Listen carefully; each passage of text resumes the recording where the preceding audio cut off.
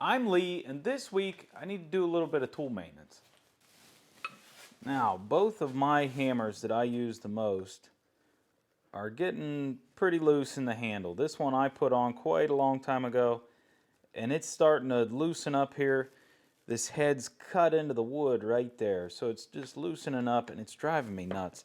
This one, if you've watched my videos, you see that I tap the heel of this hammer against the anvil all the time, tighten the head back up because it's slipping down the handle. And this handle, normally I would just try to fix it. Like this one, I probably have enough room to do it. But this one is just a little too thin in the handle, and the head's just going to keep slipping down, so I need to make a whole new handle for this one.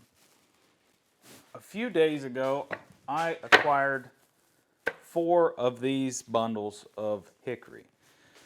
They were pretty cheap. They were real cheap. They were $5 a piece. This is kiln dried wood. So it's nice and dry. Some of these have cracks. They're not perfect for handles. And the other problem is they're a little short. I don't normally run handles this short, but the way I choke up to these hammers anyways, I'm well within the distance to use this as a handle. Because this is 12 inches. This is probably 14 on this, probably 16 on that cross peen that I have. So it's going to work for what I need. So the first order of business is I need to get this one de-handled. I'm going to cut the top off.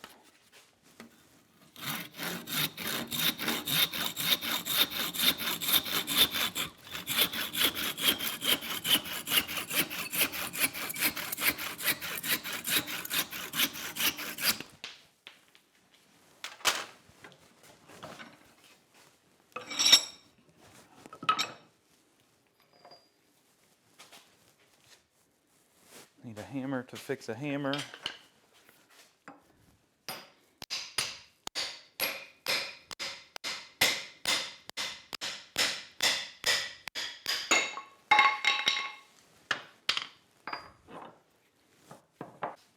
Next, I just need to thin this thing down.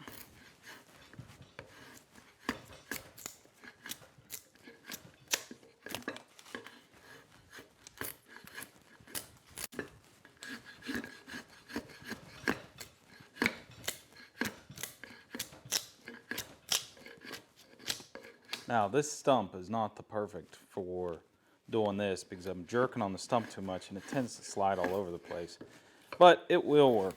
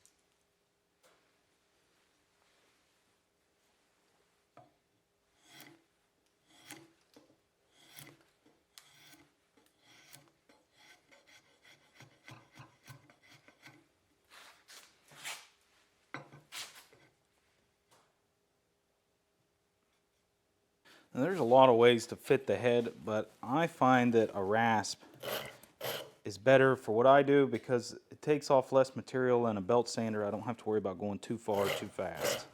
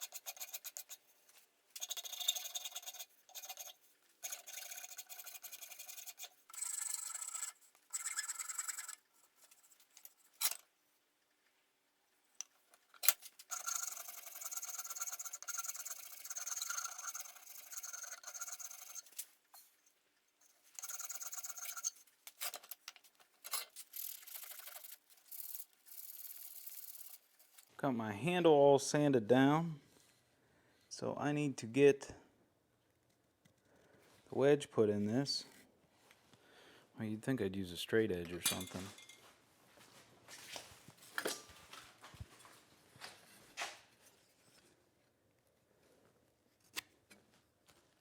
How's that look? Yeah, let's go fuzz over this way.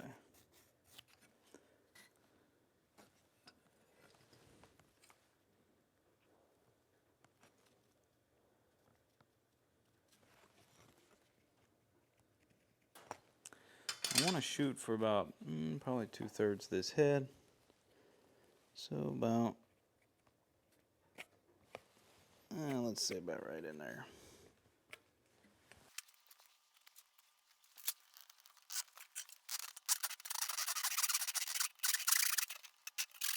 I'm a terrible woodworker.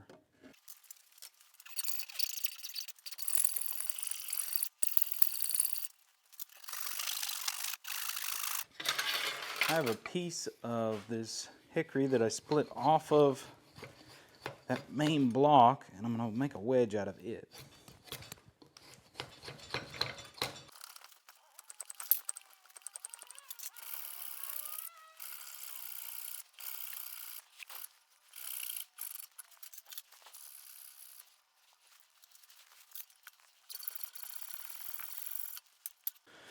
All right, so I need to assemble.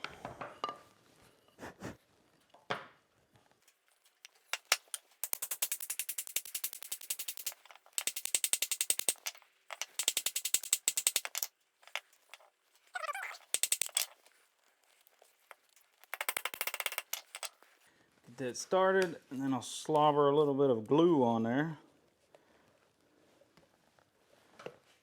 Find something to get it out of there with.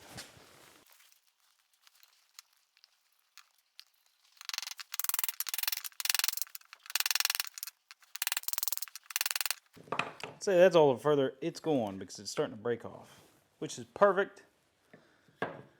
Now, I need to square up my handle just a fuzz. It's just a little bit out of whack, and this is how I do it anyways, is I just look down the side of my hammer and just shave off the side that I want.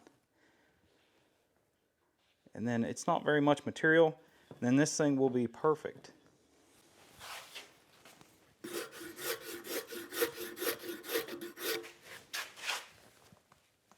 give that a little shave. That is looking pretty square. Now I can sand back down those few spots, round my edges over nice to where it's comfortable for me.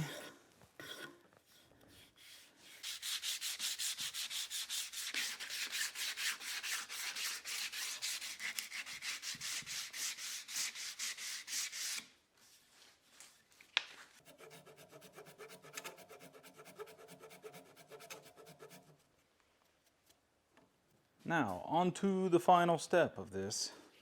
That is to put some finish on it. And I know a lot of people like to charcoal their handles. I never really cared for it. I mean, just aesthetically, I just didn't like it that much.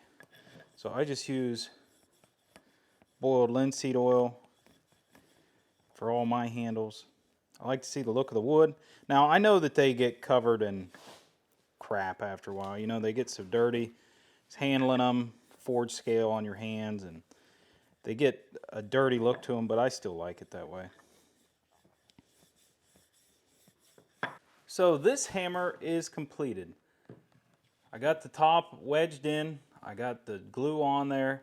I know a lot of people don't use glue. I do. I just have it laying around. I might as well use it for something.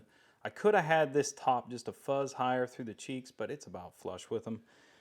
The handle turned out really good. I like to leave it a little bit fat right here to give the head something to bind to.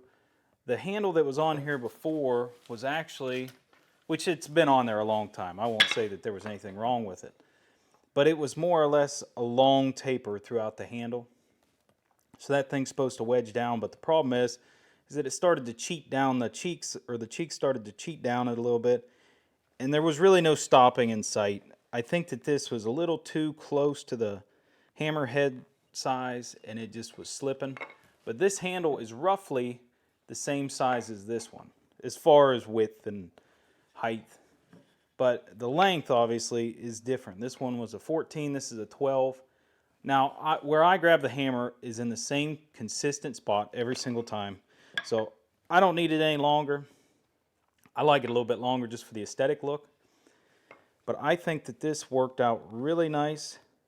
The wood is perfect. I'm glad that I bought it. For 25 cents a hammer handle, you can't really beat that deal.